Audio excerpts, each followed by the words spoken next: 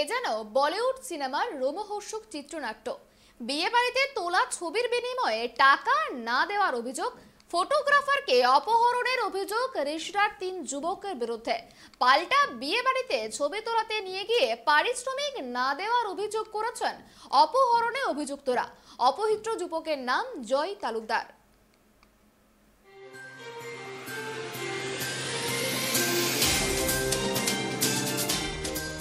বিয়ে বাড়িতে ছবি তুলিয়ে টাকা না পেয়ে বিহার থেকে শিলিগুড়ির যুবককে তুলে নিয়ে এসে অপহরণের দায়ে ধরা পড়ল রিষড়ার 3 যুবক। শিলিগুড়ি থানায় অপহরণের অভিযোগ দায়ের করেন অপহৃত জয় তালুকদারের স্ত্রী সোমা। সোমবার শিলিগুড়ি থানার পুলিশ ও অপহৃত যুবকের স্ত্রী হুগলির রিষড়ায় আসেন।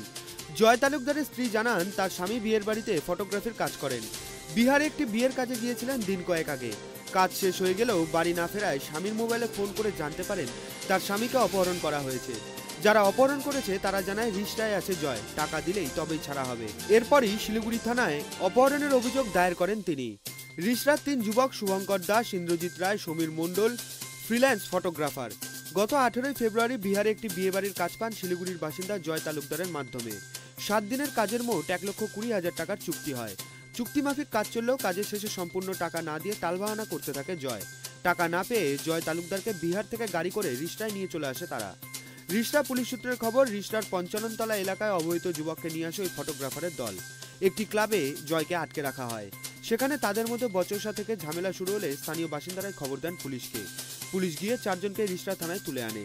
এরপর তাদের জিজ্ঞাসাবাদ করে জানা যায় পুরো ঘটনা। অপহরণকারী ওই ফটোগ্রাফার দলের পরিবারের দাবি, জয় তালুকদার এর আগেও বিভিন্ন লোকের সাথে প্রতারণা করেছে। কাজ করিয়ে নিয়ে টাকা দেয়নি। তাদের বাড়ির ছেলেরা টাকা পায়নি বলে ওই লোককে সঙ্গে করে নিয়ে আসে। আমি তো জানি না। আমি ছেলে বললো, মা আমি এরকম দাদার সঙ্গে রাজগীর যাব, ওখানে ফটোরিসে মারওয়ারিদের বিয়ে আছে।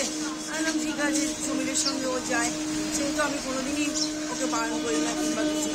এবার গেছে, এবার আমি রোজই ফোন করি, বাবা কি হলো বলে, এই তো কাজ হচ্ছে, নানা রকমই কথা বলে। এবার আমি বললাম, তাহলে তুই কত তারিখে আছি? 24 তারিখ। বলে না, 24 তারিখে আসতে পারছি না, এরকম টাকা পেমেন্ট হয়নি, পেমেন্ট হলে আমি আসবো। 25 তারিখে রাত্রেবেলা আমি ফোন করলাম, আমি বললাম কি ট্রেনে উঠেছিস? বললো না, আমার এখনো উঠিনি, এরকম টাকা নিয়ে একটু ঝামেলা হচ্ছে, দেয়নি টাকাটা, এখনো দিই তারপরে আমরা ট্রেন ধরবো, এই কথা বললো। তা ওইটুকুই পর্যন্ত আমার রাত্রি 25 তারিখে ছেলের সঙ্গে কথা হয়েছে, তারপর সঙ্গে আর কথা হয়নি। তারপরে 26 তারিখ আসলে 10টা 10:30 এরকম নাগাদ হবে। আমি ছেলেকে বললাম, কোথায় আছিস বাবা? বললো যে আমি এরকম ক্লাবে আছি, আসছি একটু পরে। আর তার খানিক্ষণ 8 ঘন্টা বাদে আসলো, এসে সঙ্গে সঙ্গে স্নান করে ও বেরোচ্ছে। আমি বললাম, কোথায় যাচ্ছি? বলে একটু পরে আসছি আমি বলে এই যে বেরিয়েছে। আমার সঙ্গে আর ছেলের কোনো কথা হয়নি। ফোন করছি, দিনে বেলা হয়ে যাচ্ছে, 3টে বেজে যাচ্ছে, ফোন করছি, ফোনও ধরছে না, কিছু না। সমীরকেও ফোন করছি, সমীরও ফোন ধরছিল। তা বললো যে কাকি আমি এরকম কাজে আছি, আমি ববির সঙ্গে কথা হয়েছে। আমি বললাম হ্যাঁ, ববি বললো তো আমি এক্ষুনি আসছি, এই কথা বললো। কিন্তু আর তারপর থেকে ববি আর ফোন করেনি। এবার রাত্রি সন্ধ্যা হয়ে যাচ্ছে, রাত্রি হয়ে যাচ্ছে 8টার সময় আমি তখন ওর একটা দাদা ডাকে, মানে কনলেন বলে, ওকে আমি ফোন করলাম, জয়পাল ওর নাম। ওকে আমি ফোন করলাম, বাবা ববিকে কোথায় দেখেছিস? তোদের কাছে আছে? বললো না কাকি, এই ব্যাপার, এরকম আমরা থানায় আছি, তুমি এসো। তখন আমি আমার দেওরের বউকে নিয়ে আমি তখন এসে দেখলাম এই পরিস্থিতি। ফ্রিল্যান্স ফটোগ্রাফার গ্রুপের এক সদস্য শম্পা ঘোষ বলেন, যখন বিহার থেকে তারা রওনা দেয় তখন ওই ব্যক্তি নিজেই ফেসবুক লাইভে বলেন তিনি স্বেচ্ছায় তাদের সঙ্গে যাচ্ছেন, টাকা মিটিয়ে দিলেই তিনি আবার ফিরে আসবেন। হুগলিতে এনে তার উপর কোনো রকম অত্যাচার করা হয়নি, বরং তাকে খাওয়া দাওয়া করিয়ে ভালোভাবেই রাখা হয়েছিল।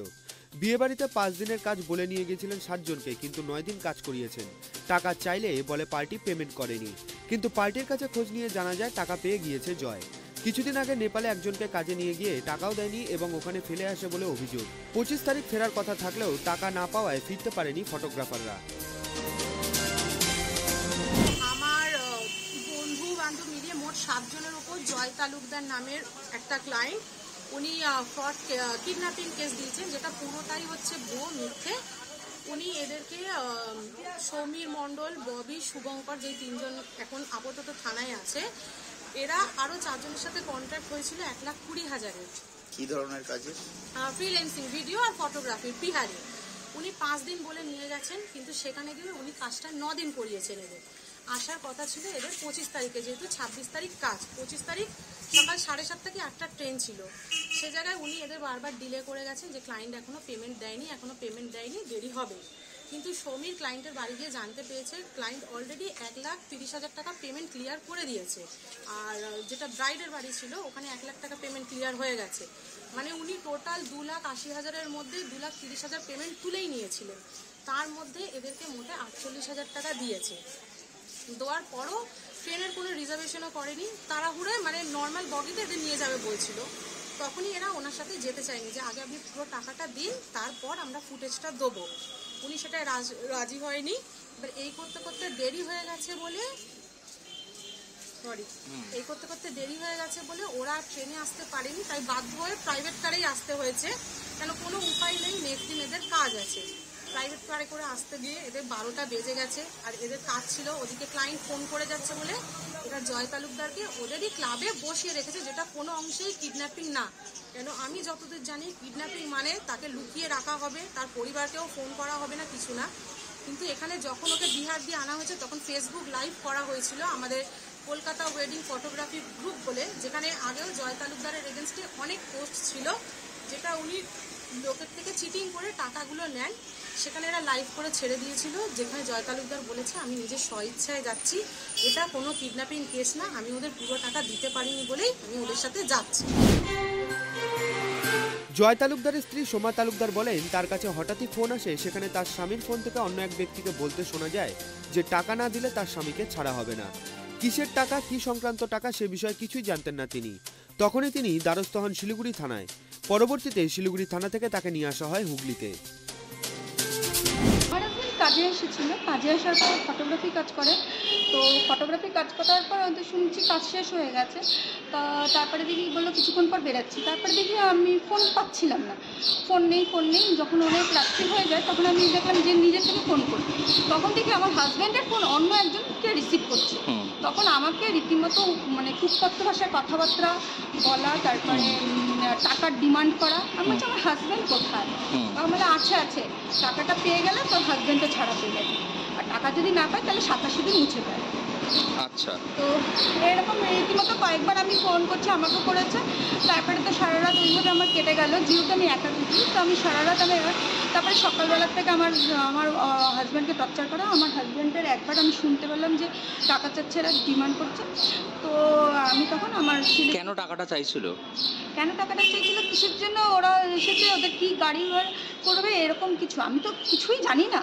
এখন শুনছি যে ওদের ক্ষেত্রে তো যদি স্বামীকে বাঁচাতে চাই টাকা এরকম শুনছি। তখন আমার শিলিগুড়ি থানাকে আমার জানাতে হয়েছে, শিলিগুড়ি থানা আমাকে সহযোগিতা করেছে। আপনার বিরুদ্ধে একটা অভিযোগ হচ্ছে একটা কলকাতা ফটোগ্রাফি গ্রুপে, সেখানে আপনাদের নামে না অনেক অভিযোগ রয়েছে যে আপনারা লোকের টাকা মেরে দিয়েছেন, কি বলবেন এই বিষয়ে দিদিভাই? কি বলবেন এই বিষয়ে? গতকাল সন্ধ্যায় ধৃত শুভঙ্কর দাস, ইন্দ্রজিৎ রায় ও সমীর মণ্ডলকে শিলিগুড়িতে নিয়ে যায় পুলিশ। এই ঘটনাকে কেন্দ্র করে চাঞ্চল্য ছড়িয়েছে এলাকায়। এখন দেখার আইন কাকে দোষী বলে সাব্যস্ত করে। হুগলি থেকে সোমনাথ ঘোষের রিপোর্ট, ট্রাইব টিভি।